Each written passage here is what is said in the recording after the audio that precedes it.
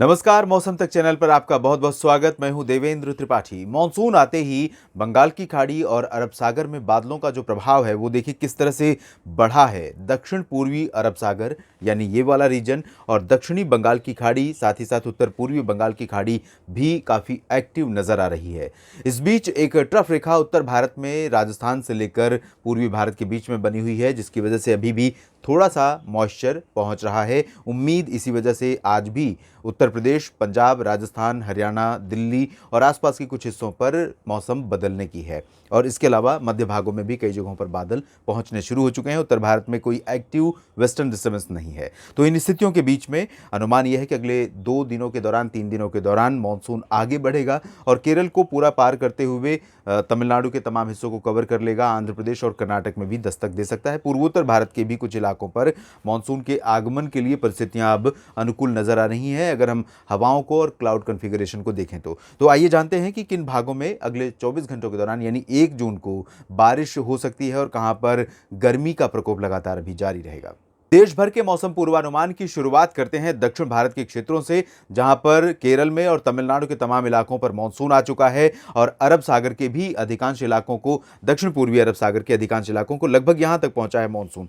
तो इस बदलाव से, मानसून के आगमन के बाद से आप देख सकते हैं दक्षिण पूर्वी अरबियन सी का जो हिस्सा है, लक्षद्वीप, एडजॉइनिंग केरल और कर्नाटक का कोस्टल पार्ट्स, इन सभी भागों पर समुद्र में हलचल काफी ज्यादा बढ़ी हुई है और इसी वजह से आशंका यह है कि यहां पर समुद्री क्षेत्रों में जो ऊंची ऊंची लहरें उठेंगी वो चुनौती बन सकती हैं अगर समुद्र में किसी भी तरह की गतिविधियां की जा रही हैं। तो अगर हम इन स्थितियों को देखें और साथ ही साथ एडवाइजरी को माने तो मेरा भी सुझाव यही रहेगा कि मछुआरों को कोस्टल रीजन से, ये जो दक्षिण पूर्वी हिस्सा है अरब सागर का, साथ ही साथ ये वाला जो पोर्शन है, इन भागों में मछुआरों को समुद्र से दूर रहने की सलाह दी गई है और अन्य गतिविधियों को भी फिलहाल, जो अन्य ओशनिक एक्टिविटीज होती हैं उनको भी फिलहाल हॉल्ट पर डालने के लिए कहा गया है, ताकि यहां पर किसी विषम स्थिति का सामना लोगों को न करना पड़े। अनुमान यह है कि केरल में और कर्नाटक के तमाम इलाकों में, दक्षिणी भागों में ज्यादा वर्षा की संभावना है। इंटेंसिटी लाइट टू मॉडरेट के साथ आइसोलेटेड हैवी हो सकती है, यानी 1-2 स्थानों पर बेंगलुरु, हसन और आसपास के कुछ भागों में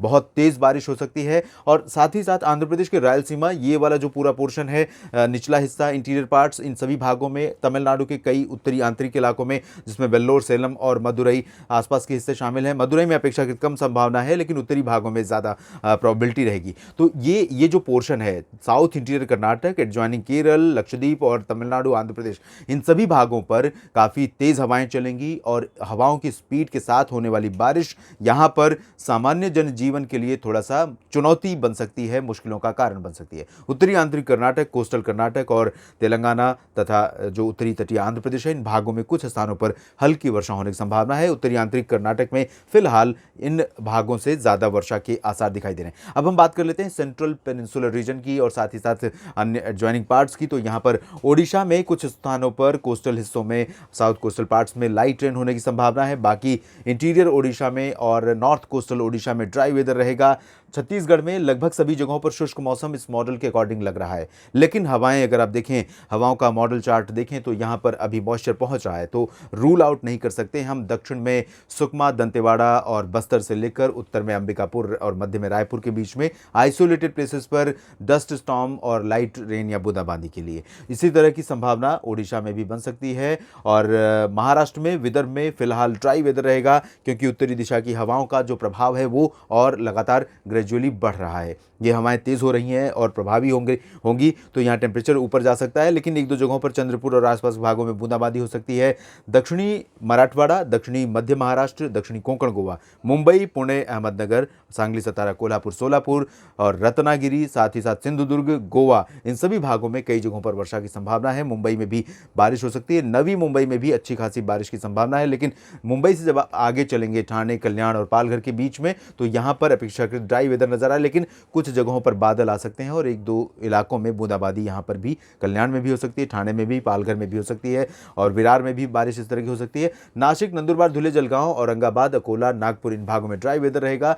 मध्य प्रदेश में दक्षिण पूर्वी और दक्षिण पूर्वी, उत्तर पूर्वी जिलों में, रीवा और शहडोल से लेकर जबलपुर के बीच में, ये वाला जो रीजन है, इन भागों में आइसोलेटेड डस्ट स्टॉर्म की संभावना बन सकती है, लेकिन प्रोबेबिलिटी बहुत कम हो चुकी है, क्योंकि यहाँ पर मॉइस्चर का फीड बहुत कम हो गया है। क्योंकि उत्तर पश्चिमी दिशा की हवाएं प्रभावी हो चुकी हैं और यही कंडीशन रहेगी पश्चिमी भागों में। तो मध्य प्रदेश के पश्चिमी और पूर्वी भागों में लगभग 80-90% एरियाज पर ड्राई वेदर रहेगा, हॉट विंड्स चलेंगी, ड्राई विंड्स होंगी। तो यहाँ पर हीट वेव कंडीशन एक बार फिर से अपना ग्रिप टाइट करने वाली है और लोगों के लिए परेशानी का कारण यहाँ पर बन सकती है। गुजरात में पूर्वी रीजन और साथ ही साथ सौराष्ट्र और कच्छ के क्षेत्रों में लगभग सभी जगहों पर शुष्क मौसम बना हुआ है और शुष्क मौसम ही रहेगा। यहाँ भी ड्राई विंड्स चलेंगी, हॉट विंड्स चलेंगी। उत्तर भारत में हम राजस्थान की बात करते हैं, पूर्वी और पश्चिमी भागों पर सभी शहरों पर पश्चिमी दिशा की हॉट और ड्राई विंड्स कंसिस्टेंटली चल रही हैं, ये प्रभावी भी होने जा रही हैं। तो आशंका इस बात की है कि यहाँ पर हीट वेव का शिकंजा जो है वो राजस्थान में चूरू, गंगानगर, हनुमानगढ़ और अजमेर से लेकर भीलवाड़ा, उदयपुर, डूंगरपुर, साथ ही साथ उदयपुर, जैसलमेर, बाड़मेर सभी जगहों पर कस सकता है। गर्मी लोगों के लिए मुसीबत का बड़ा कारण फिर से बन सकती है। पंजाब और हरियाणा तथा दिल्ली की बात कर लेते हैं, यहाँ पर भी ड्राई विंड्स का इम्पैक्ट बढ़ने वाला है, इन्फ्लुएंस बढ़ने वाला है। आज थोड़ी बहुत गतिविधियाँ यहाँ पर ज़रूर हो सकती हैं। पंजाब में अमृतसर और जालंधर, पठानकोट, नवाशहर, रूपनगर, शहीद भगत सिंह नगर, साहिबजादा अजीत सिंह नगर, करनाल, अंबाला, पंचकुला, चंडीगढ़, इन सभी क्षेत्रों में, दिल्ली और नॉर्थ वेस्टर्न उत्तर प्रदेश में मेरठ, मुरादाबाद, सहारनपुर, आसपास के भागों में आइसोलेटेड प्लेसेस पर धूल भरी आंधी और बादलों की गर्जना के साथ हल्की वर्षा हो सकती है। लेकिन संभावना कल की तुलना में आज बहुत कम रहेगी। और कल जब आप देखेंगे 1 जून को, जो कि मानसून सीजन का पहला दिन है पूरे भारत के लिए, भले ही मानसून बाकी जगहों पर अलग अलग टाइम पर पहुंचता है, लेकिन मानसून सीजन की शुरुआत 1 जून से हो जाती है पूरे भारत के क्षेत्रों के लिए। तो यहाँ पर 1 जून को जो गतिविधियां होंगी वो बहुत रेयर होंगी पंजाब, हरियाणा, दिल्ली, राजस्थान में। तो और गर्मी निश्चित रूप से बढ़ेगी। उत्तर प्रदेश में भी यही हालात होंगे, पश्चिम से लेकर मध्य तक तो और पूरब तक सभी जगहों पर तापमान बढ़ेंगे। हालांकि उत्तरी तराई वाले जो जिले होंगे, इन भागों में कल भी थोड़ी बहुत संभावना बारिश की, बूंदाबांदी की या धूल भरी आंधी की, ये बनी रह सकती है। और अगर हम बात करें उत्तरी इलाकों की, जो पर्वतीय क्षेत्र हैं, उत्तराखंड, जम्मू कश्मीर, हिमाचल प्रदेश, तो यहाँ पर आइसोलेटेड लाइट रेन हो सकती है। गिलगित बाल्तिस्तान, मुजफ्फराबाद, लद्दाख में आइसोलेटेड लाइट रेन हो सकती है। पूर्वी भारत में बिहार, झारखंड, पश्चिम बंगाल में कहीं कहीं पर वर्षा गर्जना के साथ प्री मानसून की हो सकती है। उप हिमालयी पश्चिम बंगाल यानी सिलीगुड़ी, जलपाईगुड़ी, दार्जिलिंग और सिक्किम के गैंगटोक शहर से लेकर पूर्वोत्तर भारत के तमाम इलाकों में मध्यम से तेज वर्षा हो सकती है, चाहे वो अरुणाचल प्रदेश हो, असम हो, मेघालय या फिर नागालैंड, मणिपुर, त्रिपुरा, इन सभी जगहों पर वर्षा होने की संभावना काफ़ी अच्छी बनी हुई है। तो देश भर में अगले 24 घंटों के दौरान यानी 1 जून को कुछ इस तरह से मौसम रहेगा। आप जुड़े रहिएगा, मौसम के हर अपडेट से आपको रूबरू करवाते रहेंगे और आपके शहर में होने वाले मौसमी बदलावों के बारे में आपको हम बताते रहेंगे। धन्यवाद।